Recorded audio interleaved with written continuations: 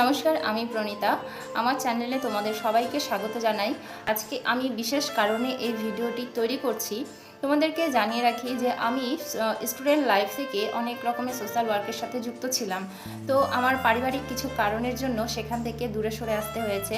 এখন আবার সেই জায়গাটিতে আমি ফিরে যেতে চাইছি এবং নানান সোশ্যাল ওয়ার্কের সাথে আমি কাজ করতে চাইছি।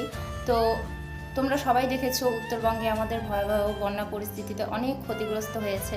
তো আমাদের সংস্থা থেকে অনেক রকমের সাহায্য তারা করছে, মেডিকেল ক্যাম্প করছে, কাউকে বস্ত্রদান করছে, কারো কাছে খাদ্য পৌঁছে দিচ্ছে। তো আমাদের লিস্টে এমন কিছু ছাত্রছাত্রী রয়েছে যাদের বই খাতা কলম খুবই দরকার। তো তোমরা যদি পারো তাহলে কিছুটা হলেও হেল্প করো।